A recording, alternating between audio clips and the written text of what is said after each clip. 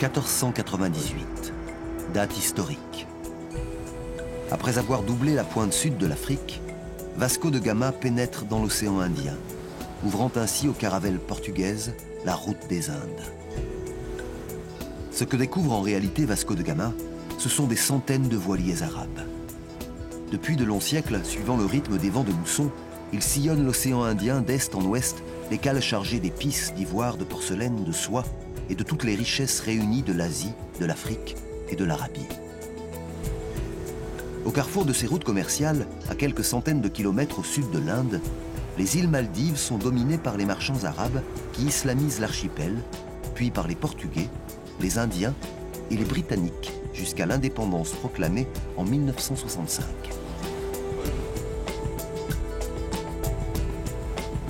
Le temps des boutres est révolu. Les routes commerciales ne passent plus par les Maldives. Depuis quelques dizaines d'années, de nouveaux bateaux cinglent vers ces atolls flottant comme des mirages à la surface de l'océan Indien. Embarqués à bord de l'un d'entre eux, le Carina, nous allons partir en croisière avec un groupe de plongeurs venus jusqu'ici pour découvrir des fonds sous-marins d'une étonnante beauté et d'une incroyable diversité.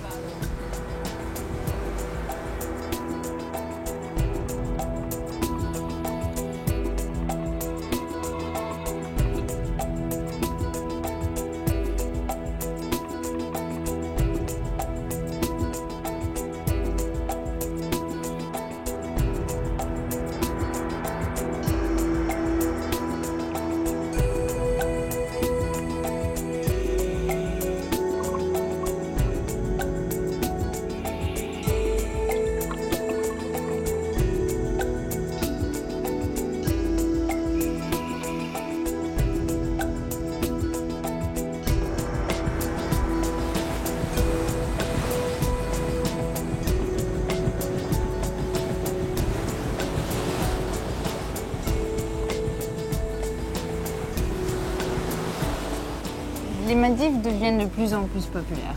Il y a beaucoup plus de gens qui ont les moyens de venir ici, ce qui est bien. Mais ça veut dire que nous, on n'est plus tout seul. Il y a 10 ans, on était tout seul. Et là, on partage.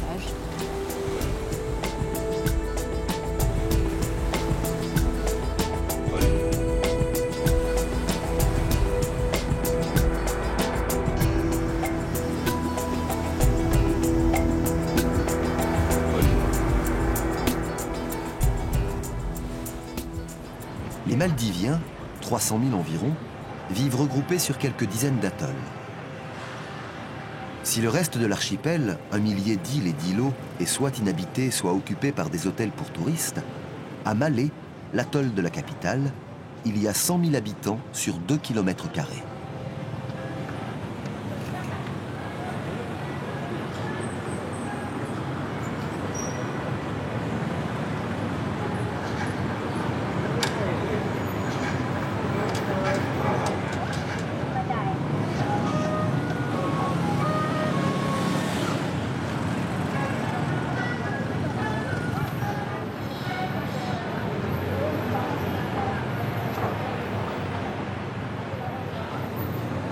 L'atmosphère de Malé ressemble à celle de toutes les métropoles du sous-continent indien.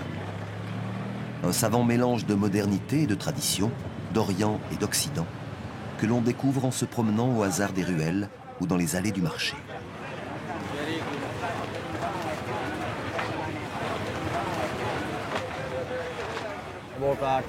Il y a environ 275 hôtels ici. Les produits maldiviens sont vraiment très chers. C'est pourquoi nous en importons du Sri Lanka ou de l'Inde. Ils sont beaucoup moins chers. Et puis après, on les vend aux hôtels. L'activité touristique occupe une place importante dans l'économie du pays. Mais cette dépendance vis-à-vis du monde extérieur ne modifie en rien les règles de vie communes, notamment en matière de religion.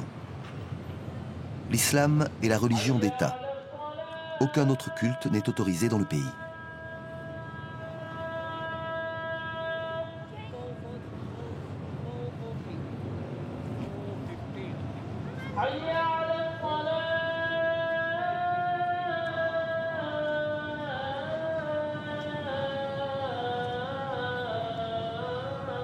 On compte aujourd'hui près de 700 mosquées dans l'archipel, dont 25 pour la seule ville de Malé. Au XIIIe siècle, alors que le pays est ancré dans le bouddhisme, les Maldives se convertissent à l'islam sous l'influence d'un marchand arabe d'Afrique du Nord, Abu al-Barakat.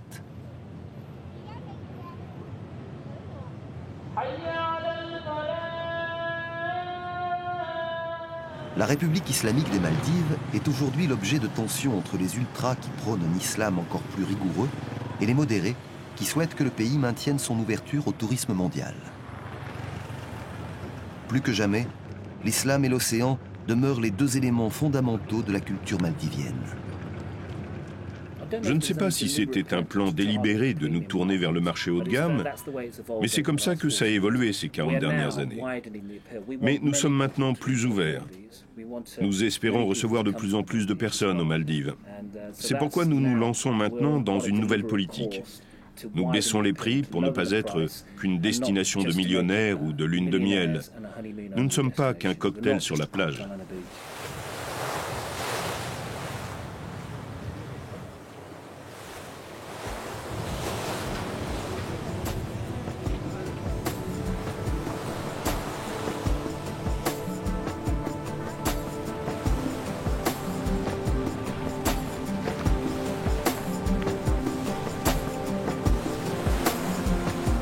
Pendant que les Doni, bateaux traditionnels maldiviens, poursuivent leur noria entre le port de Malé et les atolls voisins, nous embarquons pour rejoindre notre bateau de plongée, le Karina.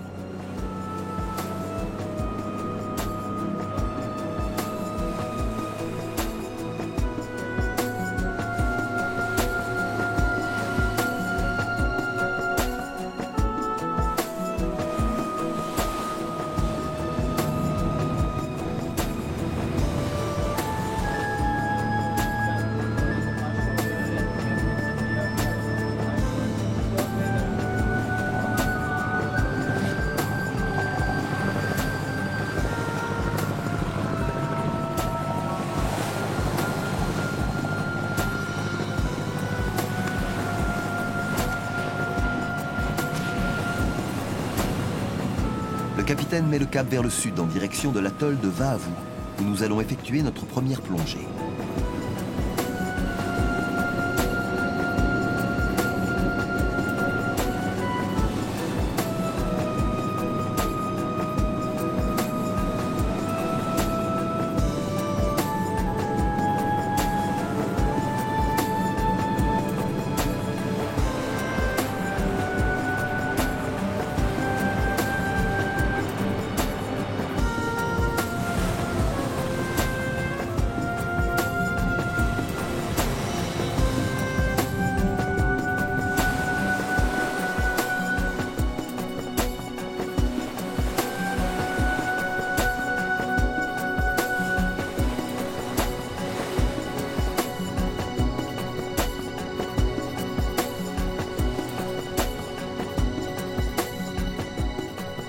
Cela fait bientôt 10 ans que Darja, la responsable de plongée sous-marine, a quitté sa Hollande natale pour communiquer sa passion.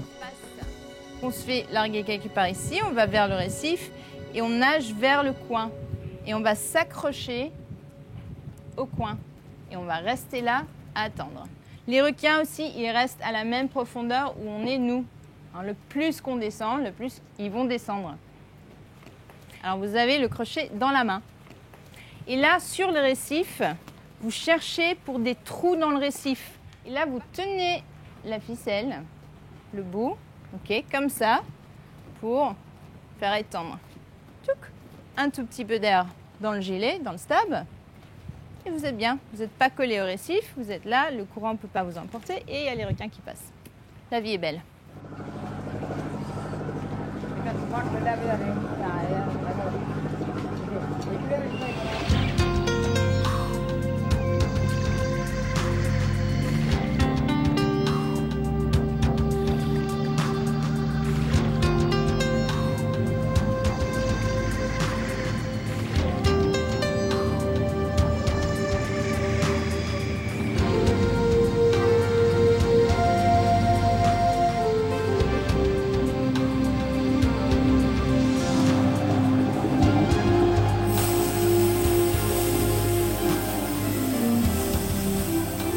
Tous les plongeurs présents à bord sont des passionnés avec une solide expérience. Mais c'est la première plongée et une certaine tension se lit sur les visages.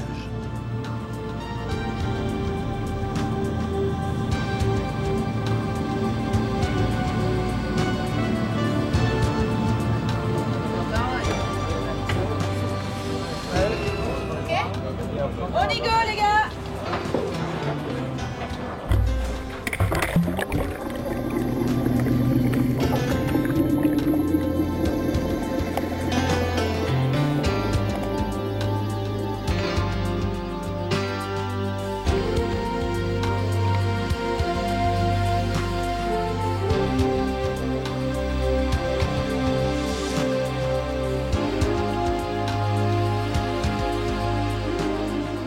Après une lente descente, nous arrivons en vue 20 mètres plus bas du récif choisi par Darja pour observer les requins.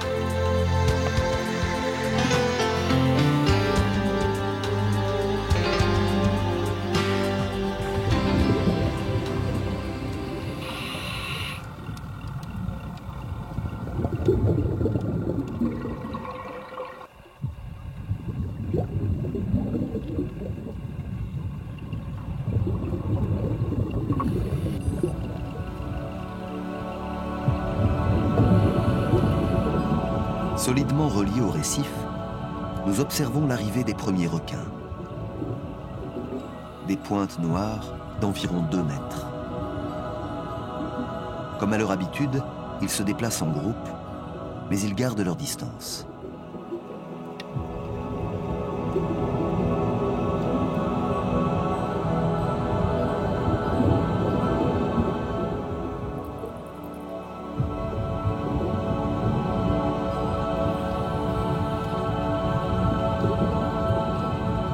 Obéissant au signe de Darja, nous nous décrochons et reprenons notre déplacement le long du récif.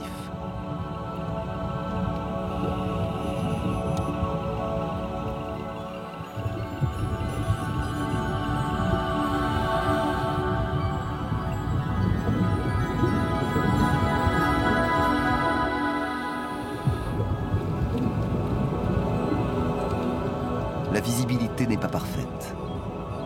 La mauvaise météo des dernières semaines a laissé des traces.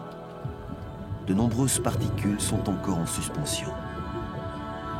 Traversant une nuée de poissons multicolores, nous poursuivons notre exploration du récif.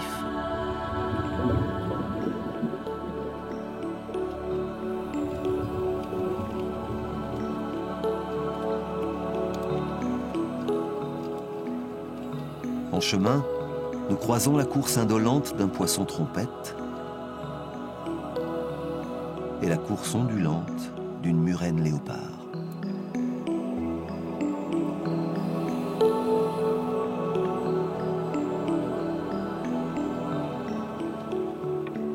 Immobile dans sa tenue de camouflage, le poisson-pierre est très dangereux. Malheur à celui qui pose le pied sur ses épines dorsales. La douleur de la morsure est si vive qu'elle peut provoquer un arrêt cardiaque. Nous nous accrochons à nouveau au récif pour observer cette fois le balai des requins gris.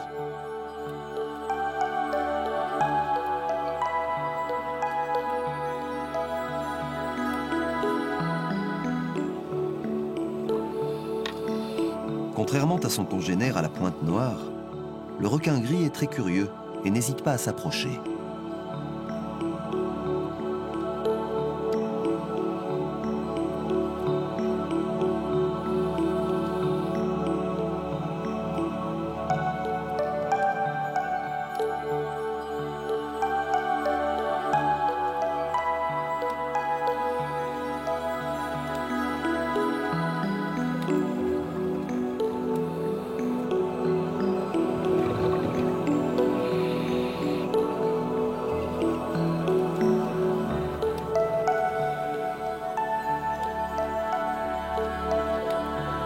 Après avoir respecté les paliers de décompression, nous remontons à la surface. Un à un, le pilote du Donny récupère les plongeurs.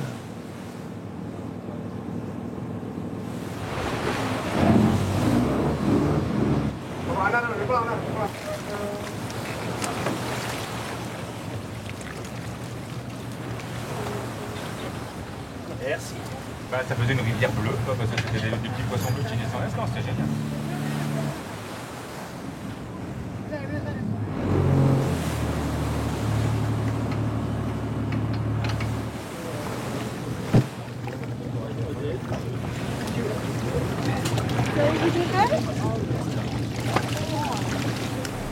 Magnifique, superbe. Il est temps d'y retourner. C'était très chouette.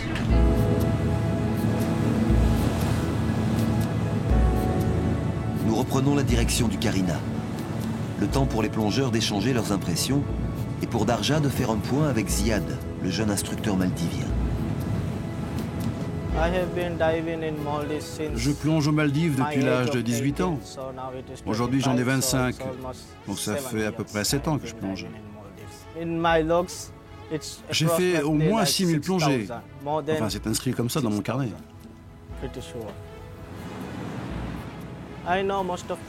Je connais la plupart des sites de plongée aux Maldives, notamment les plus importants, les plus célèbres.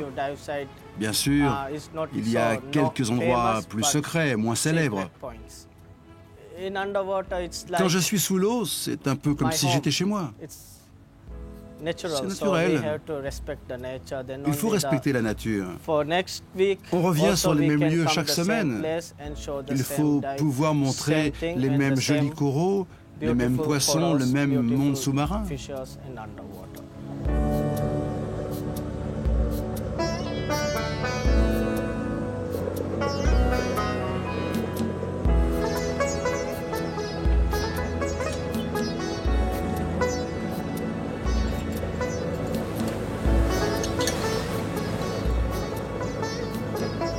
Nous reprenons notre navigation vers le prochain lieu de plongée.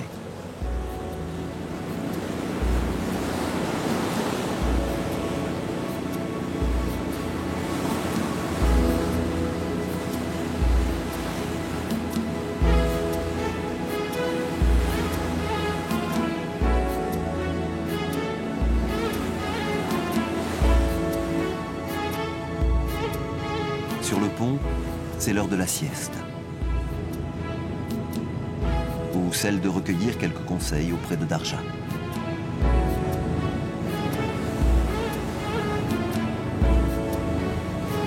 Arrivés sur le nouveau site de plongée, les marins du Karina prennent bien soin de choisir un lieu d'ancrage qui ne détruise pas le récif corallien.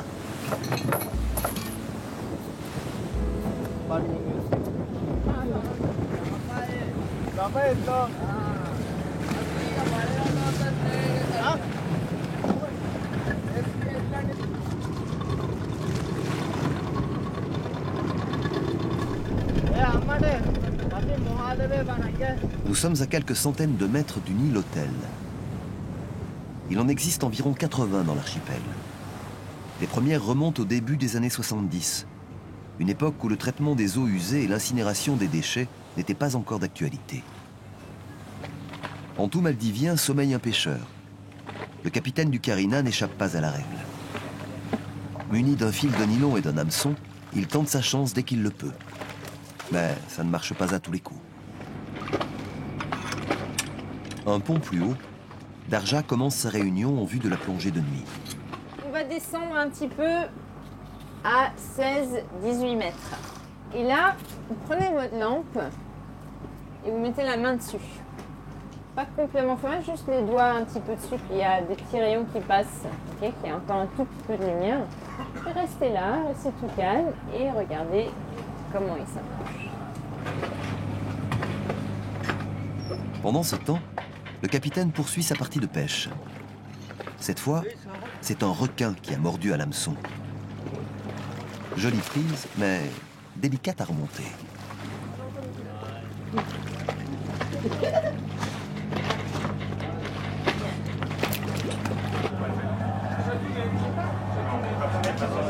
Je vais toujours repérer.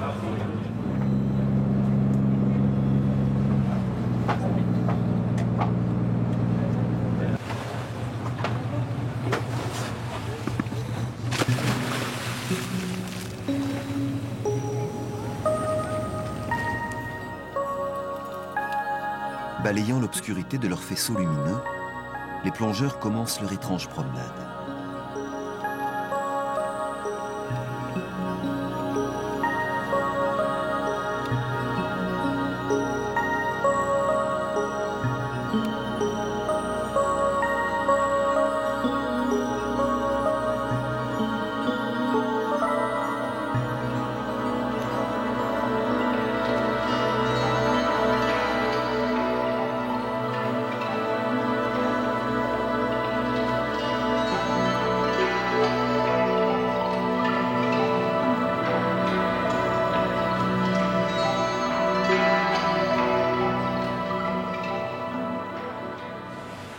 Et pendant ce temps-là, sur le Carina, le capitaine est toujours accroché à son fil de nylon.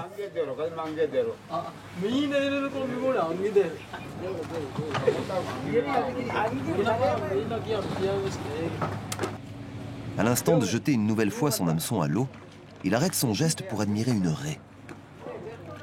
Attirée sans doute par la lumière, elle s'approche de la surface comme pour saluer les marins.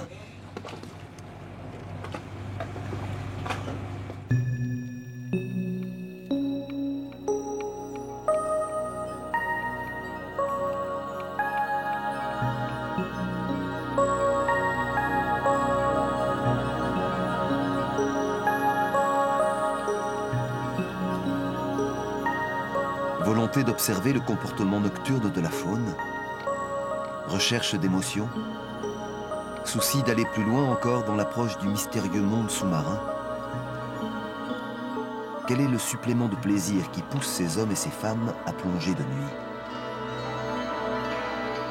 La plongée, c'est une rencontre de moi-même avec les poissons, avec la nature, avec le corail, avec moi-même aussi, puisque c'est quand même le monde du silence. On s'entend respirer, on s'entend, le moindre bruit est décuplé. On communique beaucoup sous l'eau et on ne se comprend pas toujours. Donc le meilleur jeu, c'est quand on remonte, c'est de recomprendre certains gestes, de partager aussi les poissons qu'on a vus, les coraux. Je pense que qu'être plongeur, c'est déjà aimer en tant que tel la nature. Donc déjà, on a déjà une prédisposition du respect de l'environnement et du respect de la mer en général.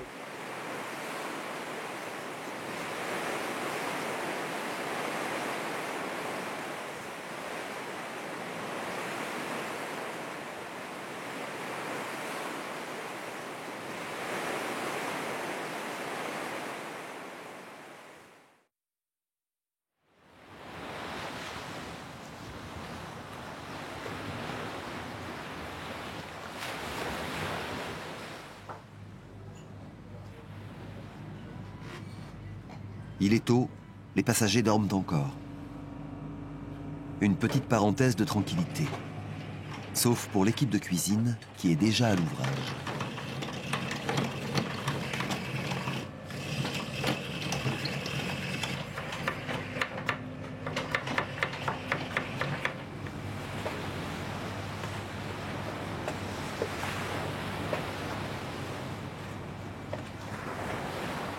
Les plongées ici, elles sont tellement dépendantes des courants, de la visibilité, de la saison, que tu sautes dans l'eau et tu sais jamais ce qui va se passer, ce que tu vas voir. Et ça rend la plongée toujours excitante.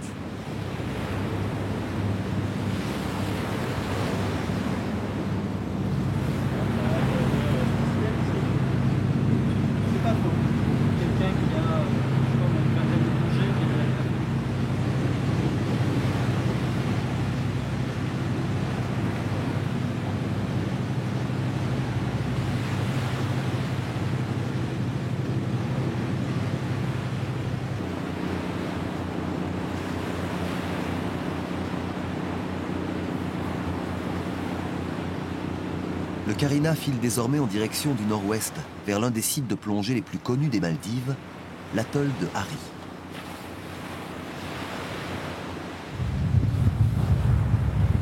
Les gens, ils aiment ça, ils aiment voir du gros, des mantas, des requins, des requins-baleines.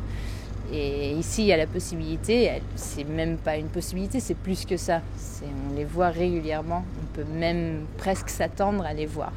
Finalement, c'est des animaux sauvages et s'ils n'ont pas envie de venir, ils ne sont pas là. Mais en général, on arrive à les trouver. Tous les passagers sont donc à l'affût sur les ponts. Quelle découverte Darja leur a-t-elle laissé entrevoir pour qu'ils fixent ainsi de leur regard la surface de l'eau ?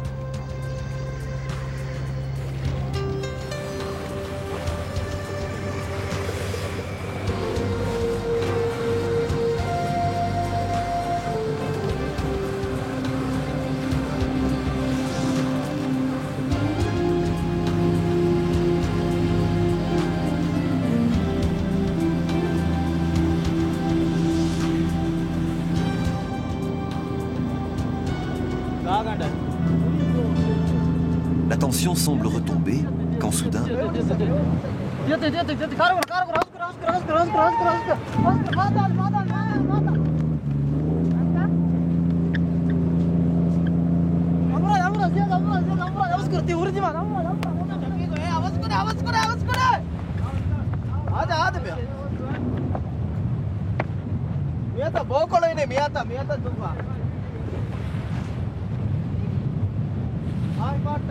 Une masse sombre apparaît à l'avant du bateau. Darja et quelques plongeurs se jettent à l'eau et nagent bientôt en compagnie d'un requin-baleine. D'une taille allant de 4 à 14 mètres, le requin-baleine est considéré comme le plus grand poisson vivant actuellement sur Terre. Massif, la tête large et aplatie, reconnaissable à sa livrée en damier, il se déplace assez lentement et ne manifeste aucune agressivité. Les requins-baleines migrent sur de longues distances avant de séjourner près des récifs coralliens. Ils demeurent alors très près de la surface de l'eau, comme celui que nous avons le plaisir de découvrir.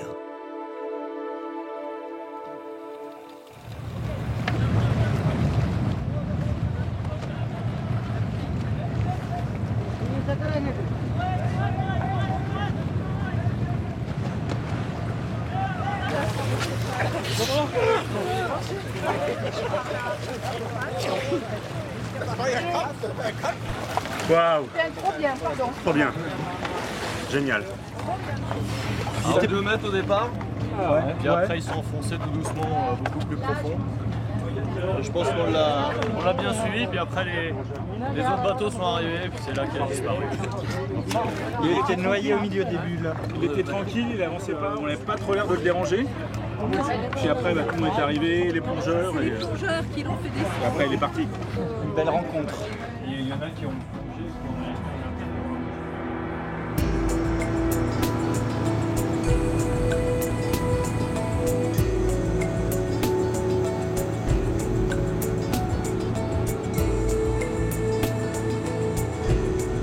Pendant que les passagers continuent d'évoquer avec excitation leur rencontre avec le requin-baleine, nous embarquons avec Ziad à bord du Doni pour rendre visite aux habitants d'un petit atoll.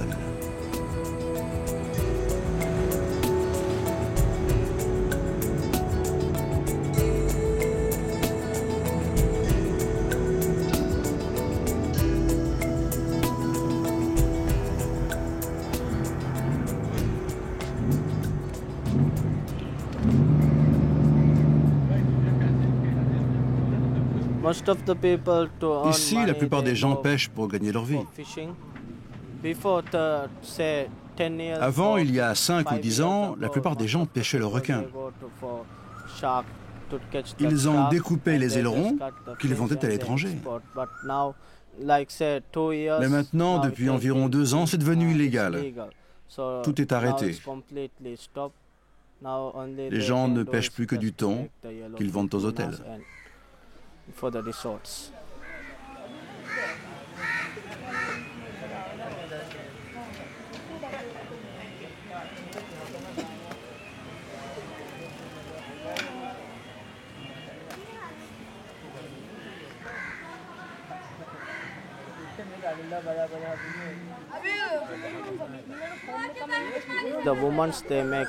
Ici, avec le cocotier, les femmes font des cordes. Avec les palmes du cocotier, elles font aussi des toits pour les bungalows des hôtels.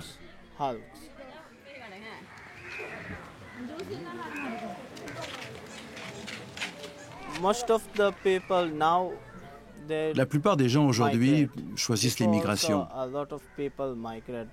C'était déjà le cas avant, mais comme les îles se développent doucement, beaucoup d'entre eux décident, une fois qu'ils ont fini leurs études, de revenir dans leur île afin d'essayer de la développer.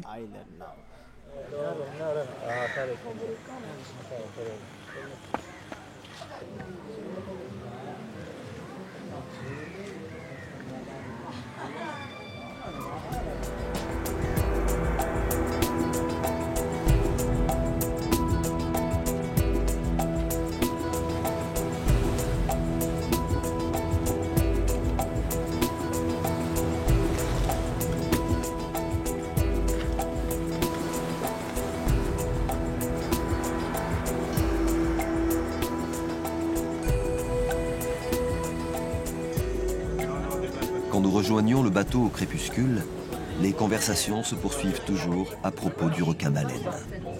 Et du coup, tu penses qu'il était là pour se reposer, ils viennent sur le riff pour se reposer ou... J'ai l'impression qu'ils viennent là pour manger, parce qu'ils remontent, et 80% des fois que je les vois, ils sont en train de manger. C'est comme des fois qu'ils s'approchent au Doni, qui restent à côté du Doni. Un peu comme les dauphins, quoi.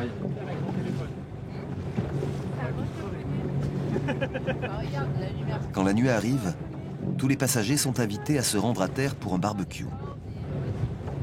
T'as pas la bonne décision derrière, tu peux mettre les bras écartés. T'as pas la bonne position. Oui, et l'homme marcha sur la terre. Vous allez tous avoir le mal de terre. Je n'ai pas un peu froid.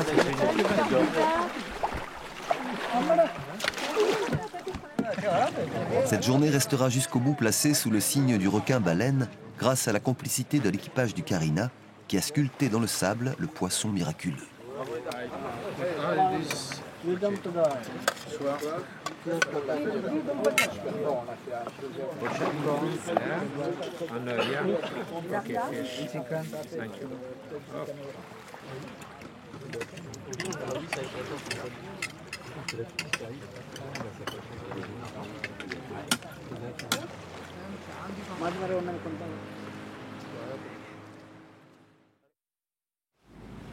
Le ciel est encore irisé des lueurs de l'aube.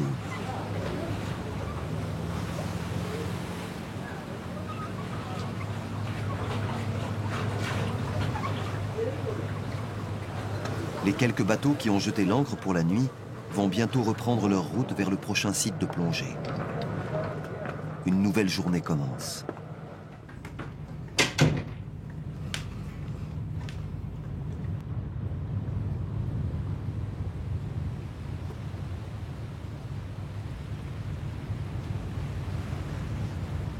Le capitaine du Carina, qui a rejoint sa passerelle, donne l'ordre de remonter l'ancre. Nous allons reprendre notre navigation le long de l'atoll de Hari, côté nord cette fois.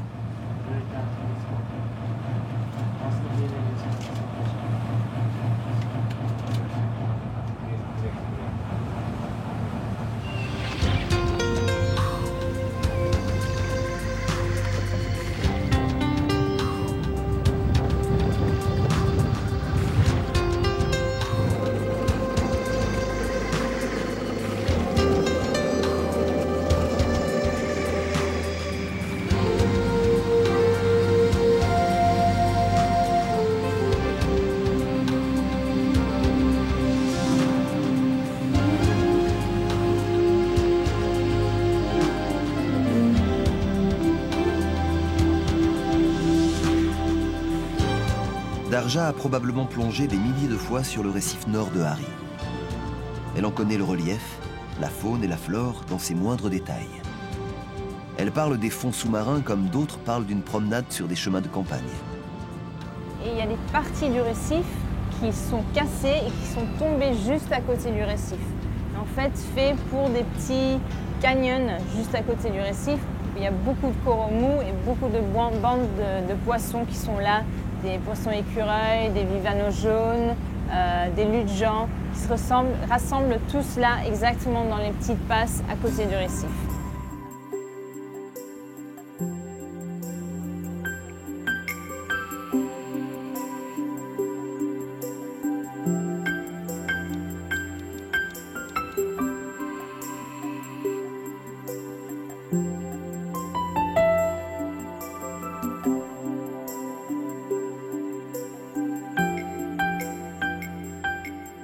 Progressant au milieu d'une symphonie de formes et de couleurs, nous pénétrons un monde d'une richesse infinie.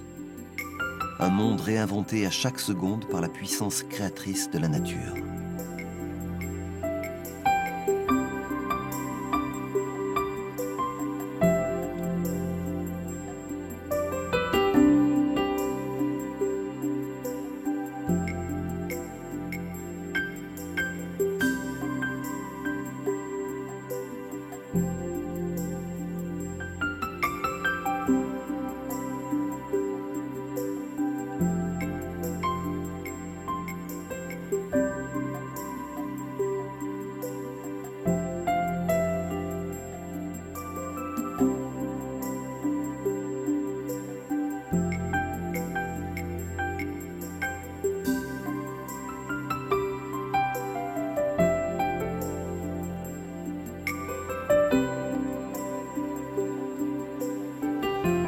Suivant Ziad, nous nous laissons emporter par le courant qui file entre les parois de petits canyons coralliens.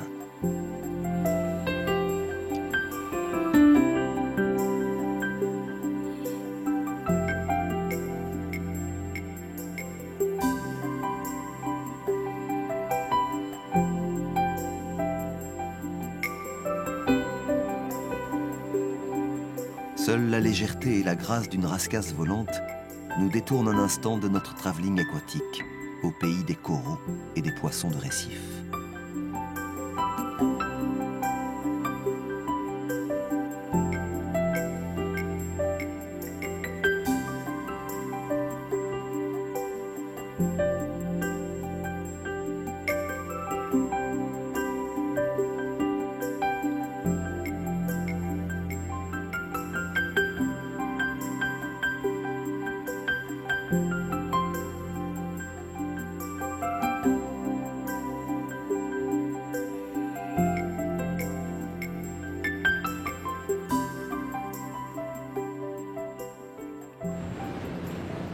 De retour à bord, nous retrouvons Darja pour le dernier briefing de la croisière. On va sauter là et on va essayer de descendre assez vite. Okay, et on suit le récif. Des fois, le courant, il vient du récif. Ça veut dire que c'est pas toujours super facile. C'est pas toujours dans le dos qu'on a le courant. C'est aussi des côtés. Et quand moi, je fais tic, tic, tic, suivez-moi, regardez ce que je veux dire. Okay, soit c'est rester, soit c'est regarde, soit c'est on repart.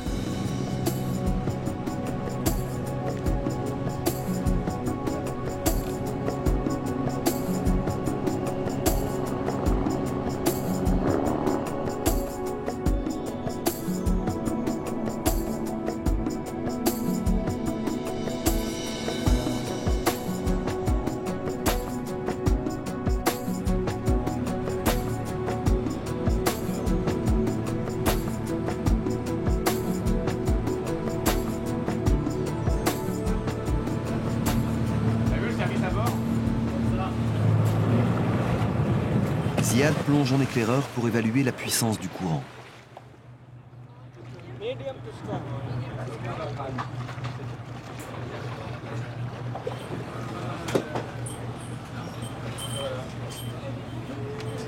Alors, mesdames et messieurs, il y a un courant médium à fort. On va faire une descente négative et on va essayer de descendre le plus vite possible, à 20 mètres. Ça marche ?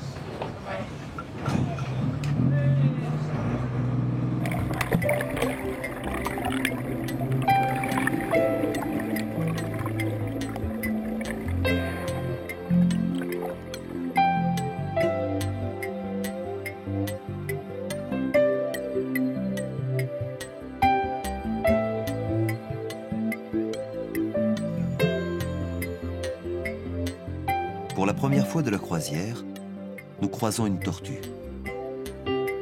Il s'agit d'une tortue à écailles, également appelée tortue carrée.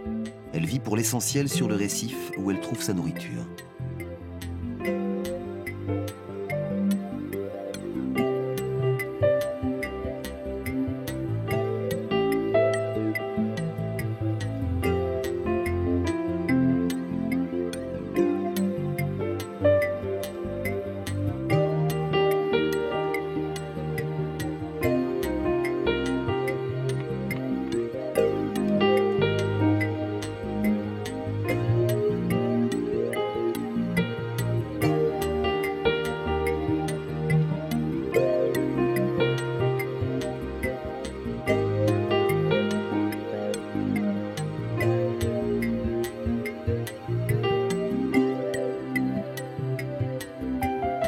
Inspirés par le courant, nous poursuivons notre vol sous-marin.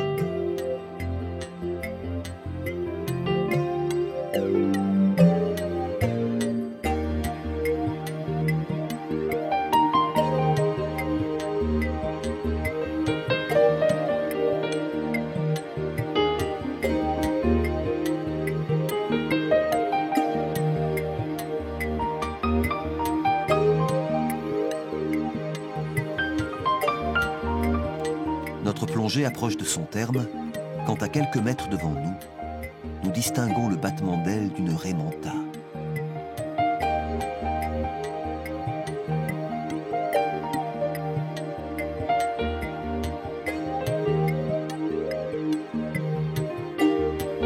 Elles sont deux bientôt, d'une envergure de 3 mètres environ, à planer au-dessus de nos têtes.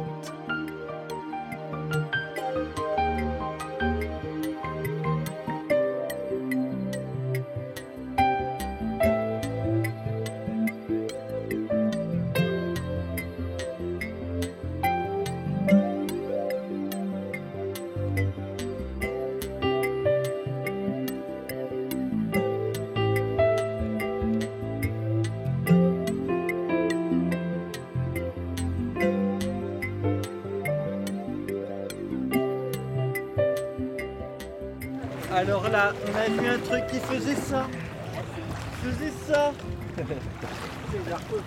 Ah ouais, c'est la narcose là. Il n'est pas narcose. Cette raie était formidable. Un des meilleurs moments de la plongée. Hein. C'est vrai. Ah ouais.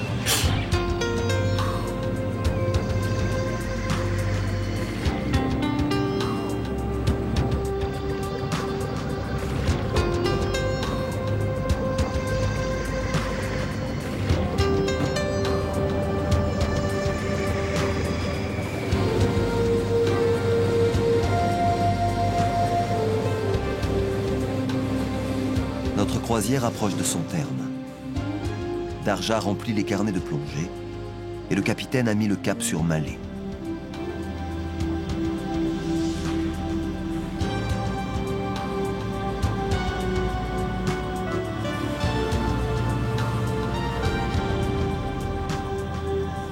Au cours de la semaine, nous avons découvert la beauté des Maldives sous-marines.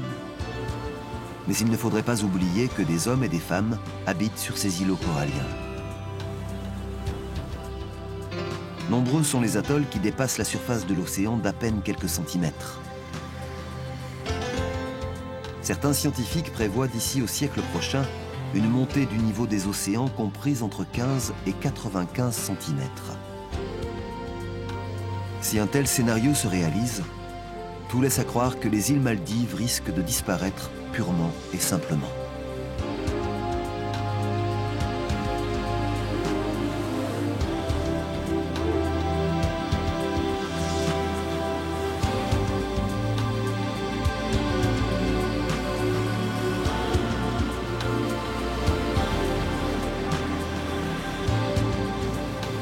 Après une semaine de navigation au cœur de l'archipel, nous sommes de retour au port de Malé.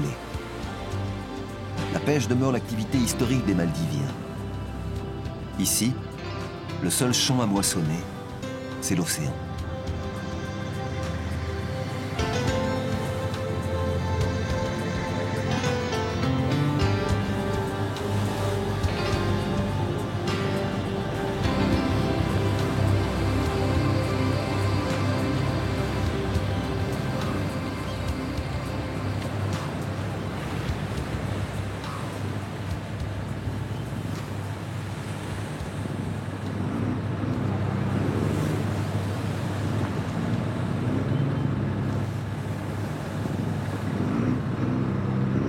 Avec l'émergence du tourisme, qui procure au pays 60% de ses recettes, nombreux sont les pêcheurs à avoir transformé leurs donis en bateaux de transport pour conduire les voyageurs vers les îles-hôtels. Abdullah a choisi de continuer la pêche, une façon de rester fidèle à son père, à son grand-père et à tous ses ancêtres maldiviens. Mon nom est Abdullah Mohamed. Je suis un pêcheur expérimenté.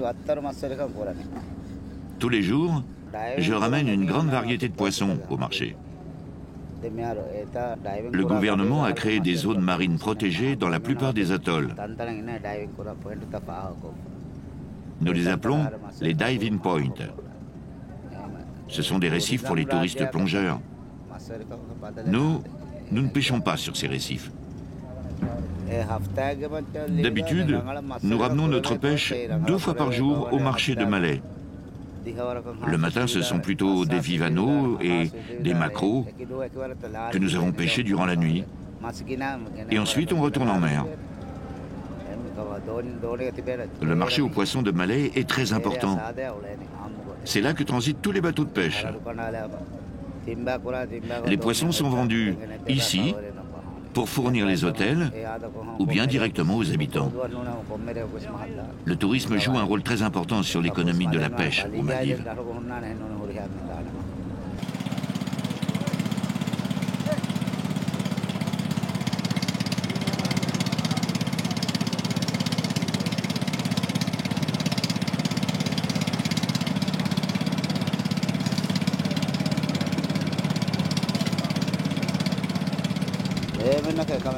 C'est difficile pour moi d'expliquer comment c'était avant. Mais voilà, pendant le tsunami, l'eau est montée et descendue brutalement. Et c'est ça qui n'était pas comme d'habitude. Les marées, la météo et les saisons sont les mêmes. Alors nous avons la mousson d'Est et la mousson d'Ouest. Tous les jours, il y a les marées. Un tsunami, c'est naturel. On ne peut rien y faire. Mais je vais vous dire, il n'y a pas eu beaucoup de changements dans ma vie entre avant et après le tsunami.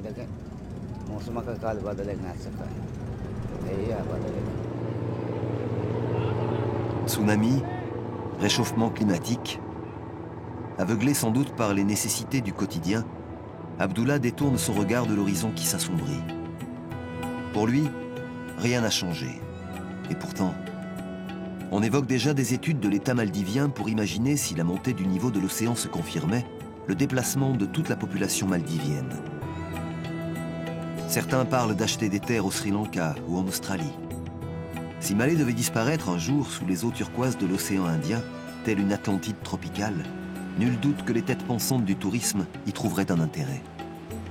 En attendant, les Maldives sont toujours là, belles mais fragiles. À nous de contribuer à leur survie.